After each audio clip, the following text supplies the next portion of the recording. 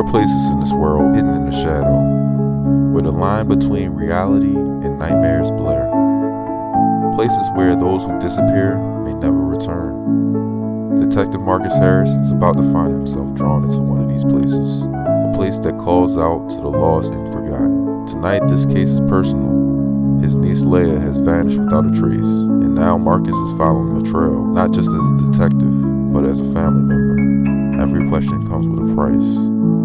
Every road takes you deeper into the unknown. Welcome to Murkrot Valley. Listen closely. The valley is calling.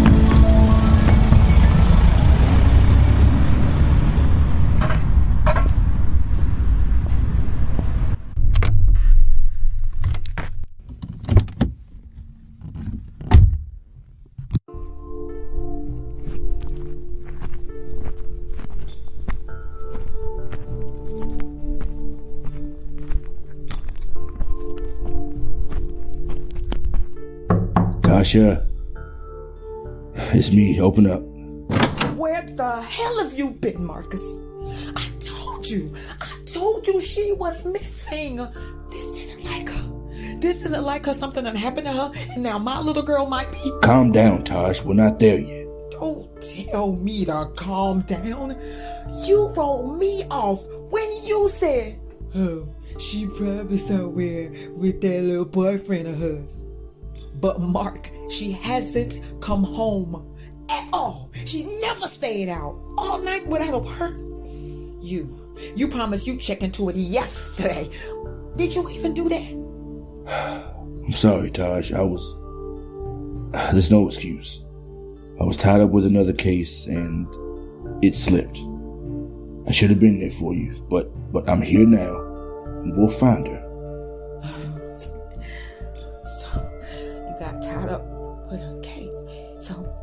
So she missing it. She my baby. Marcus, she's your niece and something's wrong and I can feel it. You should have been here. I know. And I'm not leaving until we bring her home. Look, you need rest. I'll talk to her boyfriend, see if he knows anything that'll give us a lead. You know what? Just do your damn job, Marcus. Just bring my baby girl home. Good to see you too, sis.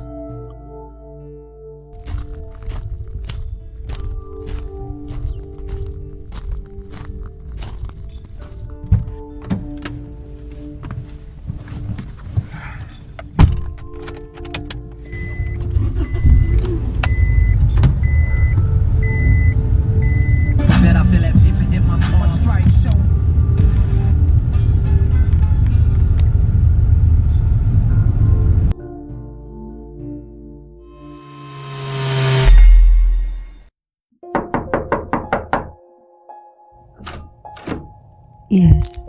Can I help you? Good afternoon, ma'am. Detective Marcus Harris. I'm here to speak to your son, Darren. I need to ask him a couple of questions in regard to a recent missing persons case. A missing person? What does my son have to do with that? I understand this might be unexpected, but Darren recently started dating my niece, Laya Mason. She went missing a couple of days ago, and I'm just trying to piece together her last known whereabouts. I was hoping Darren might have some information that could maybe help us find her. Oh my. I'm so sorry to hear that, Detective. But Darren, he's a good boy. Are you sure he can help? I'm not here to accuse him of anything, ma'am. I just want to ask him a few questions. Maybe he saw or heard something that could lead us to her. Anything he knows could be crucial. All right. Please come in. His room's right up those stairs and to the left. Darren? Yeah.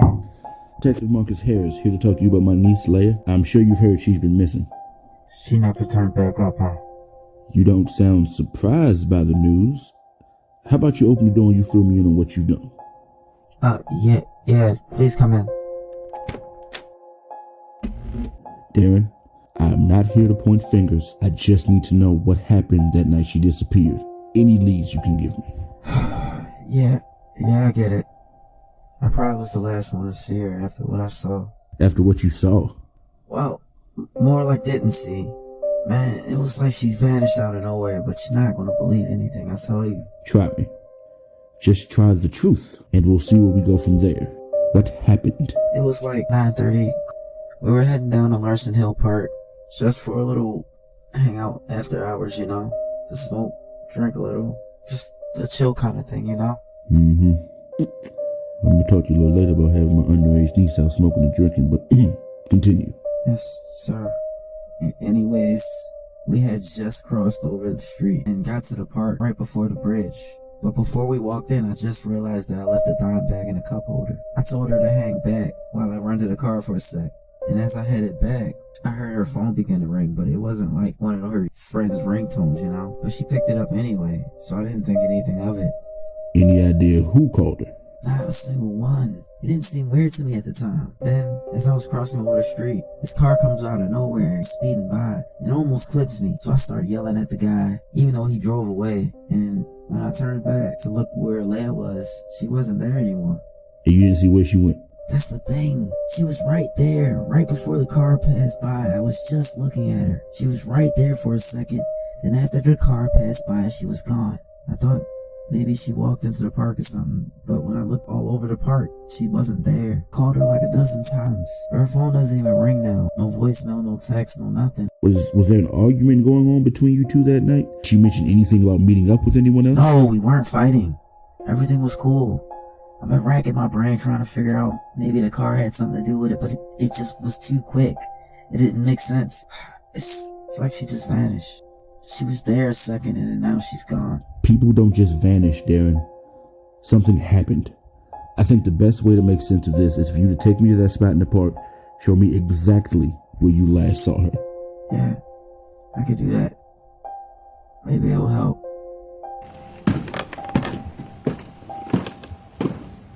So, is Darren in some kind of trouble? No, not at all. Darren's been really helpful. We're just trying to piece together what happened with Laya. It's okay, Mom. He just wants me to show him where I last saw her. I'll be back home soon. You know, I realized I gave you my name earlier, but I didn't even think to ask for yours. That was so rude of me. I apologize. Mrs. Yvette. Look, I get it. You're worried, and that's natural. I just want you to know Darren is not in any trouble at all. We just want to retrace his steps from that night, trying to help find Laya. Are you sure? I just don't want him getting caught up in anything dangerous. Mom, I'll be okay. We're just going to the park. Then I'll be back. I promise. It won't take long, and I'll make sure that he stays absolutely safe. All right, Detective. Just take care of my boy. I will, Yvette. You have my word. As the door closes behind them, the weight of a mother's gaze lingers. Her son walking away into the night with a promise she holds on to tight. Detective Marcus Harris assures her that he'd bring her boy home safe, that together they're going to find the answers to find Laya. But some promises are made with good intentions, and some with shadows on the horizon. Marcus doesn't know this yet, but what awaits him in the darkness just beyond the reach of his badge is a place known as Murkrot Valley, where safety is a fragile thing, and not every promise can be kept, because the valley always watches, and the valley always collects its due.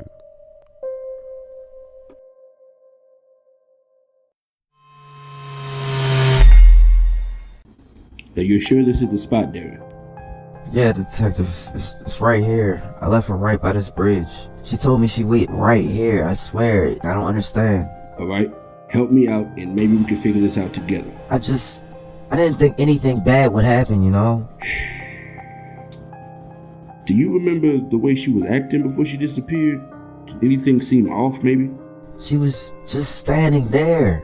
In her face, she looked confused, like something was wrong. That's all I remember. Just that look on her face. Like, she looked shocked or stunned or something. I should have stayed. I should have asked what was up. Maybe she would have opened up and... Hey, don't go down that road, alright? This is not on you. Focus. We're gonna retrace every step. We're gonna figure this out piece by piece. And for nearly an hour, Detective Marcus and Darren searched that park, night thick around them. the dim light barely reaching through the trees, casting long shadows over their search. Each stepped heavier, every corner checked in, no sign of Laya, no hint of where she could be. But unknown to them, the answers they sought were close, leading them straight into the heart of something far worse than they could have ever imagined. Damn it. Nothing. Nothing. No sounds, no footsteps. It's like she just disappeared. Alright. I'll come back out and continue to look, see if I can find anything we might have missed or overlooked. But for now, let's get you home.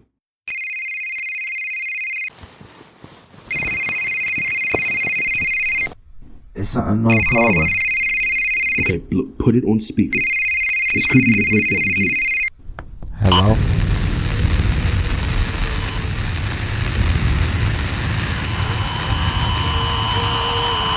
What the hell? What the heck is this? Hey, detective, what's happening? I don't know, just stay close to me. We'll figure it out. What's going on, man? Why is everything so weird looking right now? We are not in Glen Oak anymore. What do you mean? Where are we? Shh. I don't know. But we're also not alone. Stay sharp.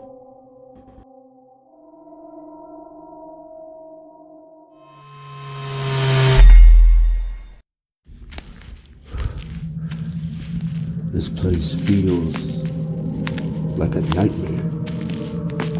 You notice how wrong everything looks? Yeah, man. Something don't feel right here. It's like things are off and I feel like I'm constantly being watched. Almost like the trees are doing it.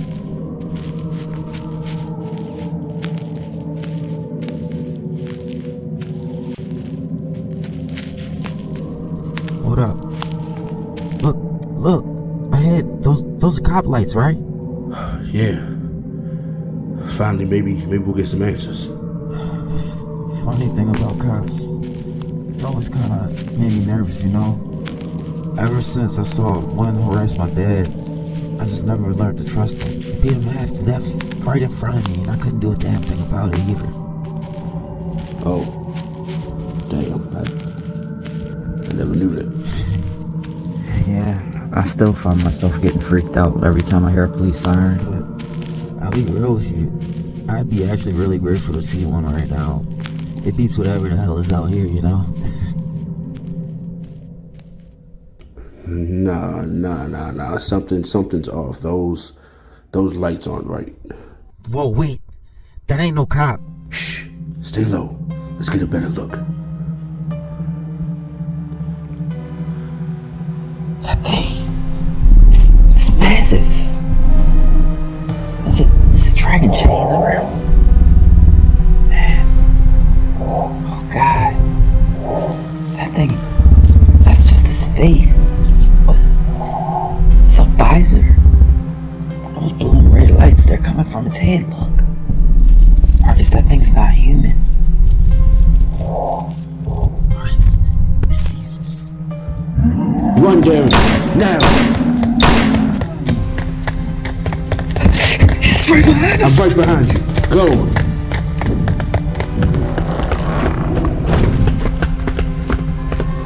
What? Do you hear that? What the hell is that sound?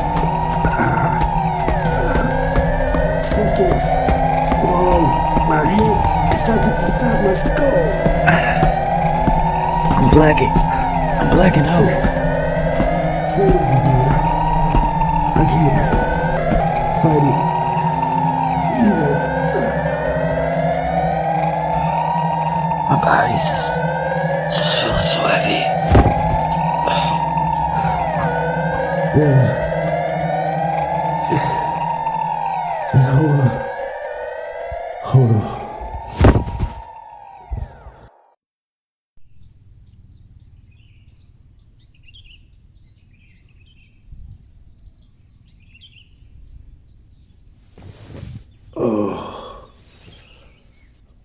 My head, it feels like I got hit by a truck.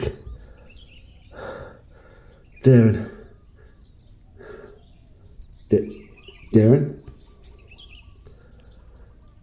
Darren! What the hell is he? What is this? Get to the town quick. This way. Oh, God. Alright.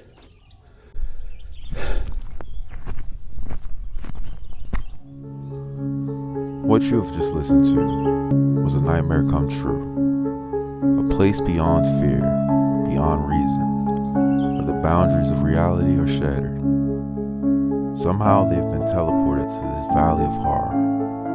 This is Murkrot Valley. Marcus, driven by hope, the hope to find answers, the hope to move forward, step by step, down a path said to lead to a town. But every footfall echoes with doubt, as a shadow that twists around him. Hope weighs heavy. Darren, somewhere out there lost like him. And then there's Laya, his niece. Will she hear the same way? With each passing moment, Marcus fears the truth more than the unknown, that Laya too has become part of this nightmare.